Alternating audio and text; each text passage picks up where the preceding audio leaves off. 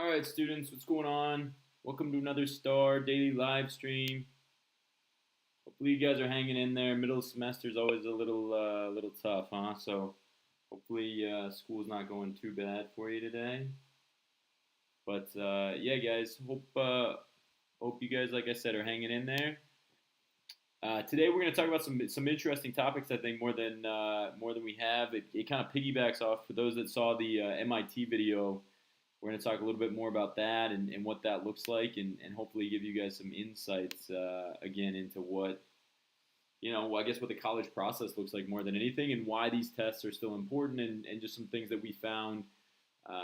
Again, related to maybe looking at these in a different way. I think one of the things that we see from students all the time, as we worry more of them, is like, why am I taking these tests, right? Like, why am I taking the ACT? Why am I taking the SAT? What's the purpose of these tests, right? It doesn't seem like this is going to be very helpful for college, all that stuff, right? So we're going to talk about that. We're also going to talk about SAT stuff at the end. So if you guys have any questions related to the SAT, we can talk about those things at the end. But again, thumbs up, guys. For those that are watching live, give me a thumbs up. You guys can ask questions all the way through. Hopefully we get a fair number of you guys participating live, and then from there we can just start answering some questions and start thinking about some of this stuff again, maybe in a little bit different way than we have in the past. Okay, so we're going to go through a Harvard syllabus today. If you guys haven't been through a Harvard syllabus before, I'm going to show you why the ACT, like right in summary, why the ACT, and we talked about a little bit during the MIT video, but why the ACT and the SAT still matter so much to colleges, and it really has everything to do with the difference between high school and college, right? So if you guys haven't thought about that before, that's something that's really interesting, I think, and we'll get into that. But again, guys, thumbs up in the chat. Anissa, welcome. Anissa, welcome to the chat. Thanks for joining today, guys. For those that are joining us live, thanks for joining. Hopefully we're able to help you guys all the way through this.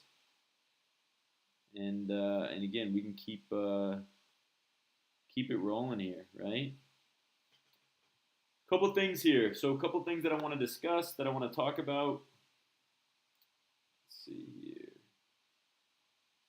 Yeah, guys, so again, what we're going to start with today, everybody good? If you guys have any questions, I should say this first. If you guys have any questions and you're joining us live, please make sure that you post those in the chat.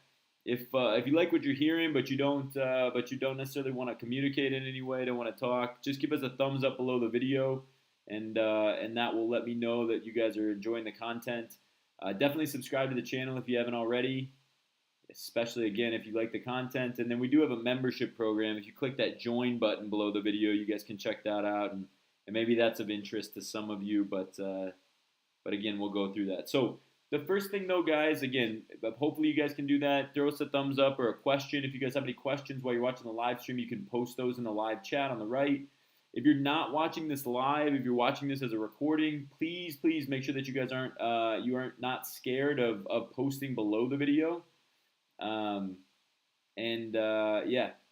hopefully, as you guys post below the video, we'll answer those questions. But more importantly, a lot of students will help you guys answer, so you guys can really kind of create a community there, right? And try to answer each other's questions as we go through this. Jay, welcome back to the channel. For your PSAT tomorrow, we'll definitely get into SAT discussion, but we're going to wait till towards the end of the video for that.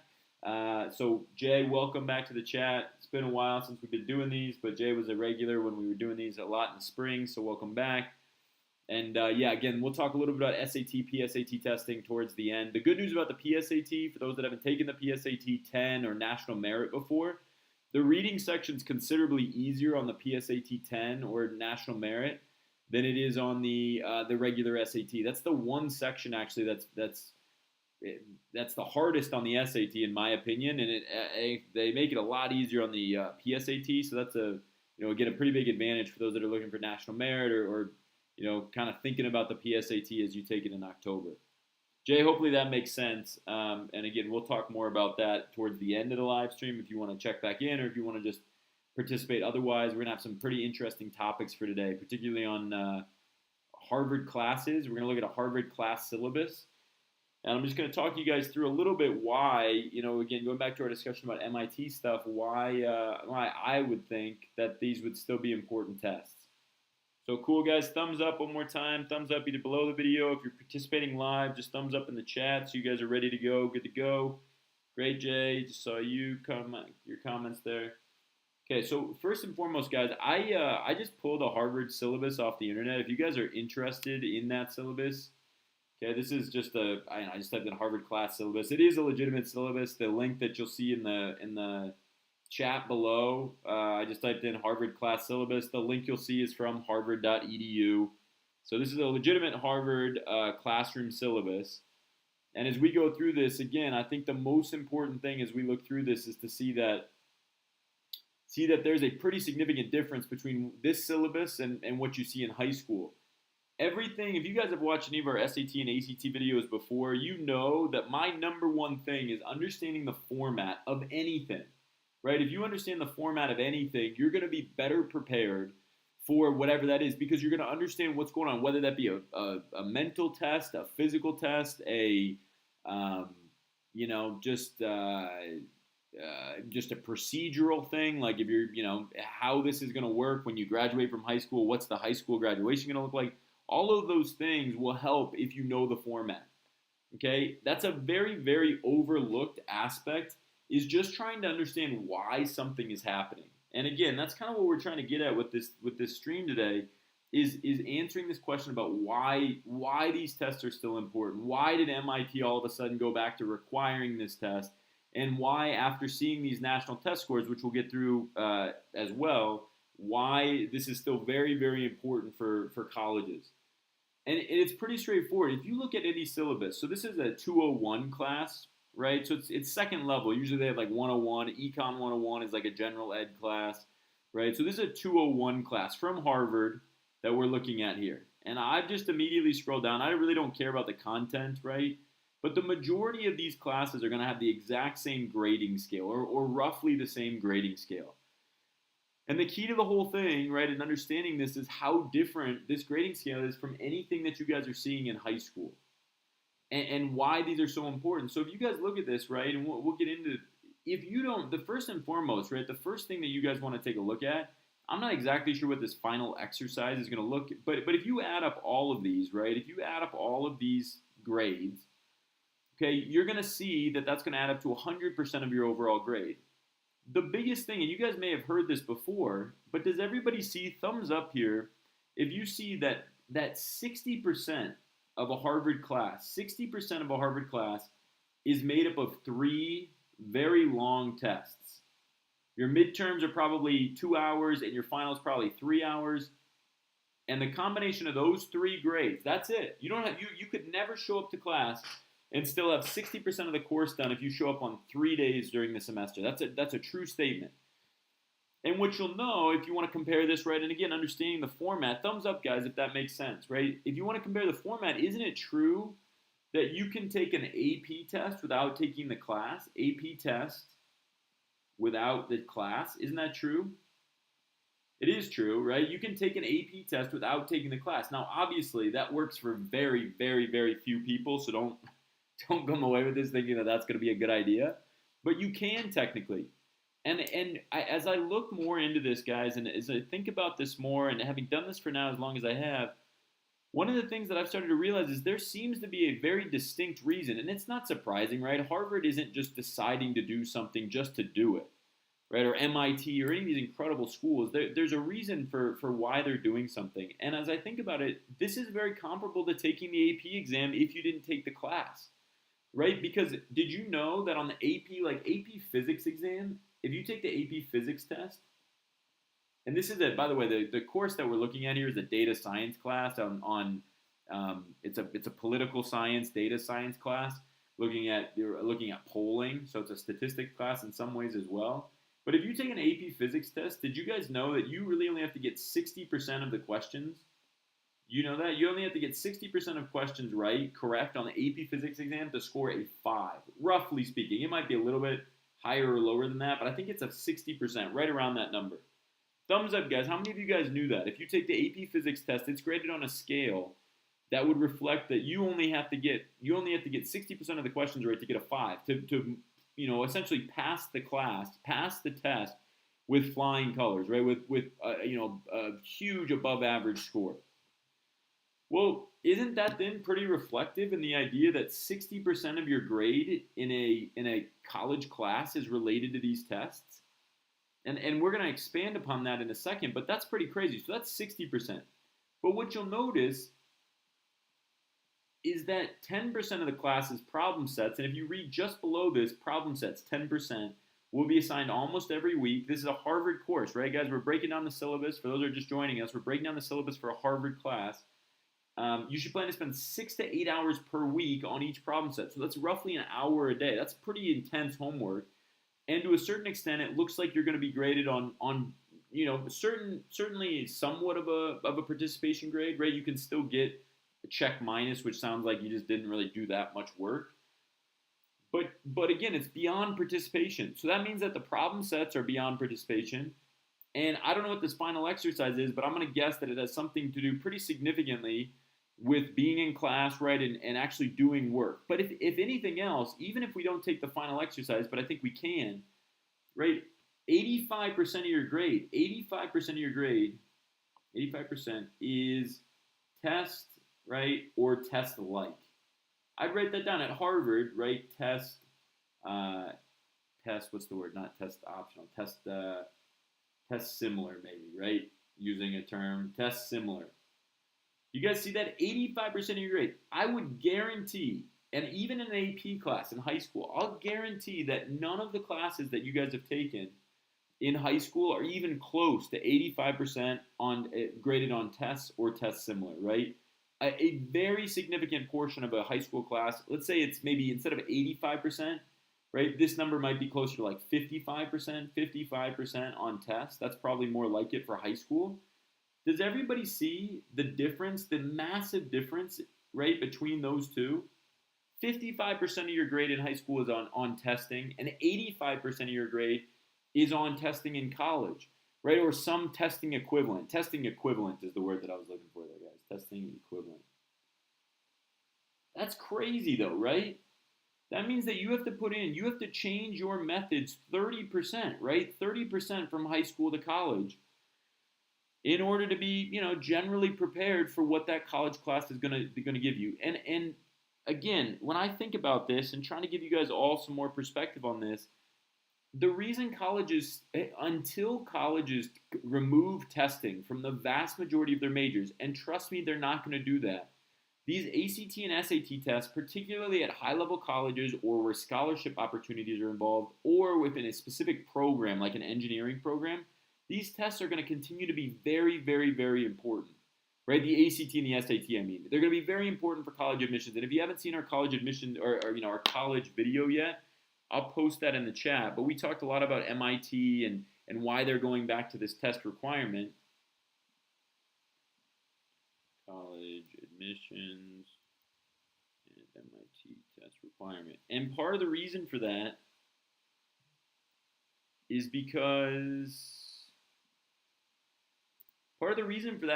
when you get to MIT, and MIT is probably even more so this way, but when you get to MIT, you have to be very, very, very good at test taking because that's the expectation for the vast majority of the curriculum. Does everybody see that? Does everybody understand that? Because as we get into this next article, and all of the articles that we're posting or that we're looking at here, again, this is a Harvard, right? Harvard syllabus, classroom syllabus, right? And breaking down that grading, you will see that 85% is based on testing. So regardless of whether or not you submit a test score, right, to these colleges that have become test optional, it is without a doubt in your best interest. And it's frankly in the college's best interest to make sure that you can take a test. That's what they want most of all. They do not want you to take 1 year of college, accumulate significant student debt, right? Student debt, which is going to be paid off if you graduate, right? And you get the better job and all that kind of stuff. But if you fail out in 1 year because you're not ready to be at that college or ready to take those tests, that's a really, really bad thing for everybody involved. Nobody wants that. And so that's really ultimately why these tests become so important when 60% of your grade is based on 3 tests on just 3 days in a semester, right? If you're unable to perform on these tests, it's going to result in a situation again that nobody wants. And again, just trying to be as straightforward as I can be with that. Thumbs up, guys, if that makes sense, as to why you should want to be a good test taker, regardless of whether or not it applies to college. I think so much is made up, right, of this college situation where it has to be about SAT, ACT, and is it fair? Is it equitable? There are always aspects on both sides. No, it's not in some ways. Yes, it is on others. But it has to be a situation where you want to be a good test taker because it's going to materially benefit you to be a good test taker for the rest of your life, right? Whether that be meeting a deadline in your profession, whether that be for a college, midterm, college final. These are all things that if you're a good test taker, they will materially benefit you rather than just kind of brushing it off and saying, well, I'm going to go test optional. I'm not even going to apply to colleges that require these tests. Instead of thinking that way, saying, let me try to get as good as a test taker as I can be, and then I can make those decisions. Does that all make sense, guys? Thumbs up if that makes sense. Thumbs up if that all generally makes sense. Thumbs up if that all generally makes sense there.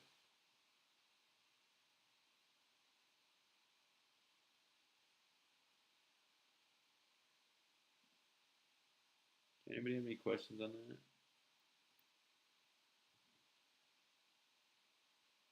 Before we move on to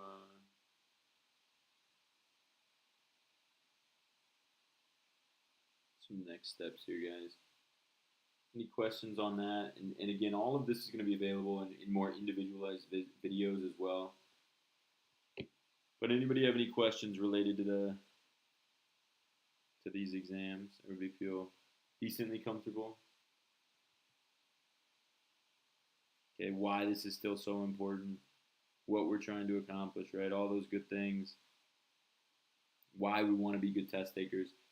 And so that kind of brings us to the next article, right? So again, this is our Harvard, right? Harvard admissions, Harvard classroom syllabus, right? It's posted in the link below. So if you guys want to check that out and just kind of go through the full syllabus, it's never a bad idea to understand the formatting of anything, even if you're never going to Harvard, right? To understand that this is going to be the same grading scale, regardless of which, unless you go to a small liberal arts college, right? If you go to if you go to a college that has general education requirements, where you might have to sit in an economics class with 150, 300 other students, there's just too many students in there to have anything that's like, more based on classroom participation.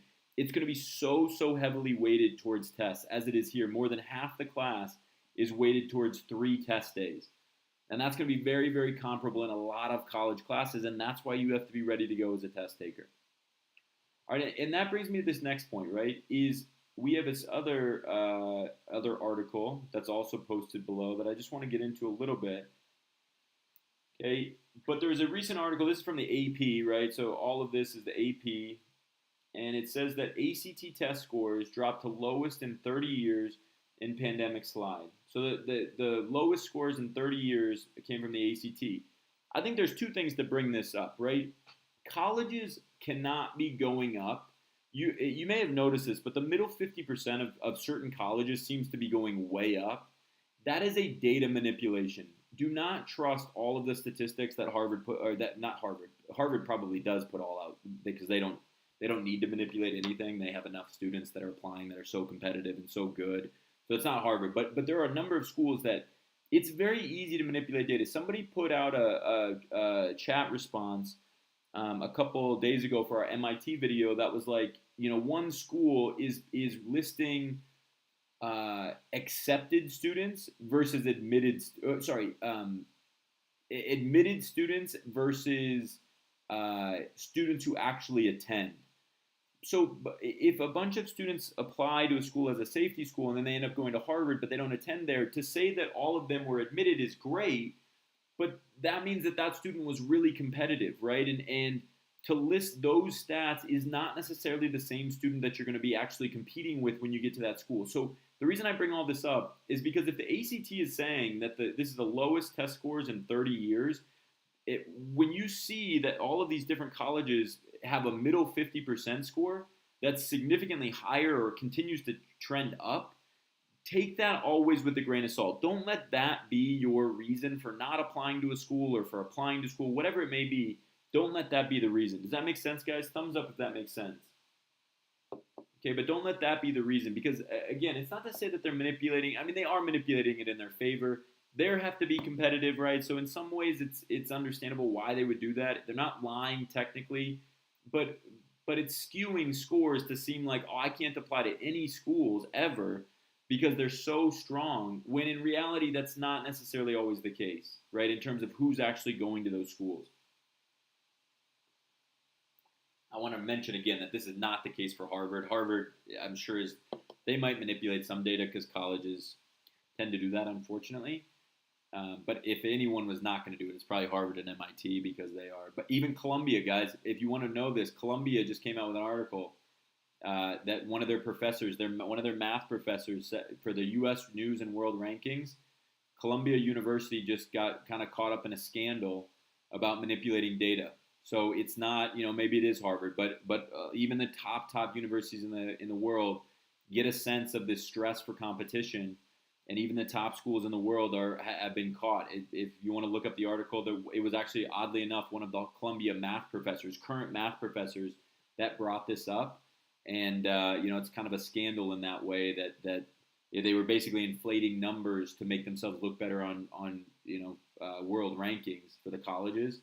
And it has since kind of backfired in a major way. So again, it happens at every level. What I want you guys to be aware of is that what colleges don't want, why these tests are now probably coming back more than they ever have, right, or more than I thought they would 2 or 3 years ago, is because the ACT composite, the average composite, usually it's in the 20s, low 20s. It was 19.8, okay, making the first time the average score was below a 20 in almost 30 years, right? And again, that is correlating to colleges, right? There's higher dropout rates to colleges.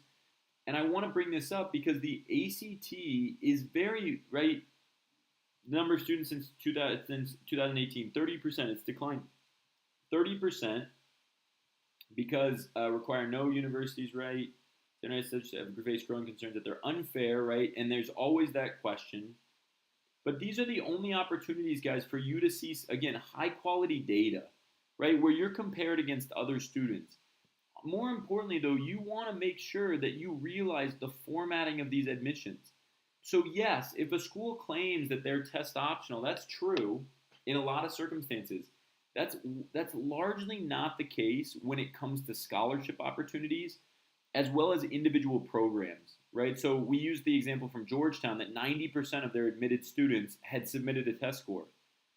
But even looking beyond that, if you look at scholarship opportunities or you look at specific programs like an engineering program, the vast majority, right, will require these test scores. And when they do require them, you have to be ready to go. I think beyond that, though, on top of it, it goes back to what we were just saying. Right, we want to make sure that that your ability to take these exams is going to materially affect you in college. That's what the ACT is. They worry about that. Okay, let me see what it says here. Let's see. High school without meeting college. Yeah, so this is the ACT CEO, and again, I think fairly and unfairly in different circumstances, the ACT and the College Board CEOs are somewhat vilified, and sometimes they do things. The ACT does more things College Board. College Board has actually opened up the doors in a lot of ways lately with AP testing, but also with the Khan Academy partnership. So there's incredible things. ACT is a little sketchy more often than not than the SAT, but I digress on that. Generally speaking, though, there are good things that both companies, right, both of these nonprofits are doing. So it says, we see rapidly growing numbers of seniors leaving high school without meeting college readiness benchmarks. Now, here's what I will say about both of these tests, and having looked at these for as long as I have. The ACT and the SAT do gauge pretty well whether or not you are up to the standard that's necessary to take a college-level test. And a lot of that is beyond the content of the ACT and the SAT. A lot of it has to do with whether or not you can sit and really focus for as long as you'll need to in college, because it is a very different from high school. You might have a 50-minute class in high school, right? And you have a couple tests. You have 5 50-minute tests and then one final in high school. In college, you'll have those, but then you'll have a midterm all of a sudden that's 3 hours, right? Or a final that's 3 hours, and that's as much about that college readiness as they say. And I do think that the ACT has a pretty good grip, and the SAT have a pretty good grip on the data, as we talked about with MIT as well. I think they have a pretty good grip on the data as to what is going to maximize student potential when they get to college. Okay, guys, does that make sense? Any questions related to that? We're going to talk about SAT stuff here in a second as well. So if you're waiting around for the SAT discussion and just kind of getting ready for that November test or the PSAT, that's great. If you're just joining us, again, we're talking just more about the importance of testing and not just the importance of testing to get into college, but really the thing that I like to focus on is the importance of testing outside or why it's important once you're into college. That's not talked about enough in my opinion. Usually it's just a discussion about like how am I going to get this score on this test to go to this college, where the discussion should as much be about why are these important for once I get into college. Does that make sense? So again, guys, thumbs up if all that makes sense. Thumbs up if that makes sense before we anybody have any questions? Any questions related to that, just let us know. And again, if you're watching if you're watching later, you're watching down the line, you didn't get a chance to join us for the live stream, please don't hesitate to ask questions in the chat because those questions are equally important, right? So those questions are equally important. And again, I think from a community standpoint, there will be other students that answer those questions in the chat if you guys are willing to post them. Okay, but with these low test scores for the ACT, I think what it's going to happen is it's going to prompt colleges probably to to start looking into these tests even more, because frankly, what's likely to happen if they keep these testing requirements in college, right? 3 midterms like we saw from Harvard, or 2 midterms and a final that make up 60% of your grade. Without a doubt, there are going to be lower scores and thus lower or higher dropout rates from schools like that because the classes are just too hard in relation to to what a student is expecting or used to. Unfortunately, that's very unfortunate. I think it's going to happen. There have been a lot of studies, including the one that we talked about with the MIT Dean of Admissions, which you guys can follow up on that. If you guys didn't get a chance to see that video, I'd look into it. But again, it's discussing why these are still very, very important for college testing. So hopefully all that makes sense. All right, guys. Again, the breakdown of that, you guys can always come back and rewatch these, ask questions about this. I think that this, I'll continue to post about this, but there's some Supreme Court cases that are upcoming that are going to relate certainly in a big way to these tests. So we'll look out for those for sure. But I would, just again, keep in mind that these tests have been around for 70 years. There's a lot of research and money that has gone into these tests. I don't anticipate them going away in a big way, especially for the top 50 universities. That's not me just saying that. We're obviously giving away this information for free, so it's not me just looking for you guys to say, like, whoa, he just wants us to take these tests because this is what he does. No, I actually love these tests. I really like thinking about testing and how to make you guys better as test takers. This is much more about how you can be more effective and more efficient and more productive in college once you get there than it is about, finding some score that gets you into a certain university. Does that make sense, guys? So again, thumbs up if that makes sense. Hopefully you guys are all feeling comfortable with that idea. And with that in mind, guys, let's jump into some SAT discussion. So if you guys have any questions, I'm going to focus on the math section of the SAT. And just certain question types that you guys can be looking at. So I'm looking at SAT test number 10. I just pulled that one up. I'll post that in the chat. Just give you guys a little heads up.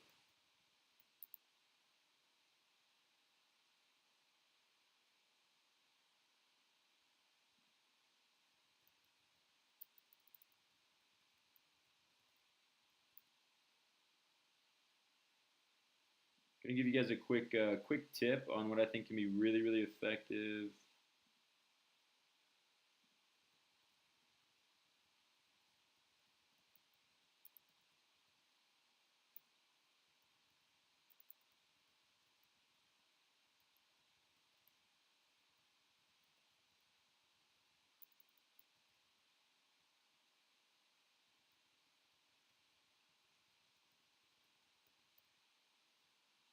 Okay, so guys, one of the questions I think that we get from students all the time is related to, how do I improve a certain score?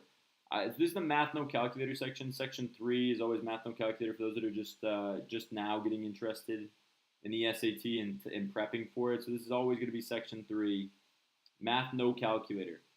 Okay, one of the things that you can always do better, and this is the thing that I think most students lack, and most students that we help with the SAT or when we get questions, is how to effectively improve your score without having to take 10 million practice tests. So really, how to complete diligent, right? This is really what this note is: diligent and effective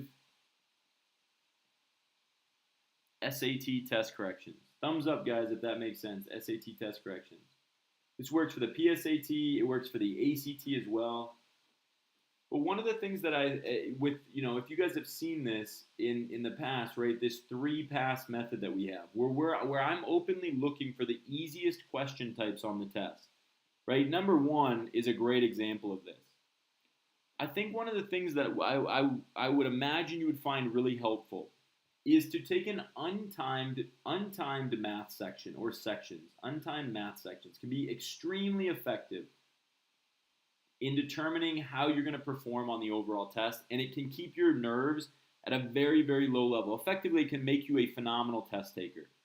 And the reason for that is because when you take an untimed test, you're instead now looking at if you can answer a question, if you know that content, right? So thumbs up, guys, if that makes sense. And this is where test corrections go beyond questions that you missed.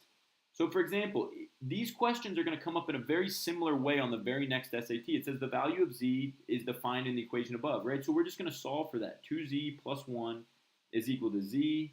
Subtract 2z on both sides. Don't make a simple mistake. 1 is equal to negative z. So z is equal to negative 1. Answer choice B. Now, again, test corrections need to that. Everybody looks at that question, right? And well, I know how to do that one. Well, yeah, I mean, that one's a basic algebra question. I think that there's a lot of students that would know how to do that one. That's not the point. For those that have seen our 3-pass method for the SAT math section, I would recommend going up, and now once you understand that question, untimed, is very straightforward, right? You want to make sure that you write that down as a 1. Now, that's an easy one, right, to understand. But if you write this down, so that's a pass 1 question, right? When you write a 1 next to the question number, you're saying it's pass 1 and it's basic algebra. So that if you see that again in the future, and again, this is a really easy one to identify. I don't think anybody would look at this question and be like, I don't know if I should answer this, right? But if you look at that one in the future, you remember this is an easy question, and it's more appropriate and more important for questions that maybe aren't as straightforward. Okay, so number 6 is another good example. This should be, right, relatively speaking, this can be another pass 1 question, right? This is another basic algebra question where we're looking for, so we can say 1 right here. And all we're doing is saying x squared minus 1 over x minus 1 is equal to negative 2, right? And because there are 2 solutions, or potentially 2 solutions, we need to be careful of that. I'm going to multiply both sides by x minus 1. Even though we can factor the x minus 1 out of this equation, I'm going to multiply on both sides. So now I have x squared minus 1 is equal to negative 2x minus 2, right? Distributing that out. Okay, now I'm going to move everything to the other side. I'm going to say x squared plus 2x plus 1 is equal to 0. I get x, plus 1 times x plus 1 equals 0. So x is equal to, looks like negative 1. Is that right? Did I do something wrong there? It doesn't look like that's one of the answer choices. So where did we mess up? X plus 1 plus 2x. And negative 2x on both sides. Oh, negative 2 plus 2. Sorry. Yep, made a mistake there, guys. You guys noticed that? This should have been negative 2, right? Negative 2 times negative 1 should be plus 2. So this should really be minus 3. And if I put this as minus 3, then I get x plus 3 times x minus 1, I think. X minus 1. So I get x is equal to positive 1 or negative 3. If I plug 1 back in up here, I realize that that's a vertical asymptote, so that doesn't work. So I think the answer should be A. Right? The point of that, going through that, and obviously there's a simple mistake, is to recognize question types. Does that make sense? So like on this one, if I know now that this is factoring, right? There's other ways to solve that question, by the way, guys. This is on test number 2. So factoring or basic algebra. There are other ways to solve for this. The point I'm trying to get at is you want to be really, really, really thoughtful. Okay? You want to be really, really thoughtful about this idea as to what a past one question really looks like. And that includes doing test corrections on questions that you've actually answered correctly. You can do that for every section of the test, right? Reading section is the same way. You can absolutely do that for the reading section as well. So I want you guys to be aware that test corrections can and should be done, right? I'll leave you guys with that. Test corrections can and should, right? Should be done, right? Analysis, right? Because test corrections really just is analysis. You're analyzing whether or not you knew how to do a question or how to do it, right? Can and should be done even on questions you answer correctly. Even on questions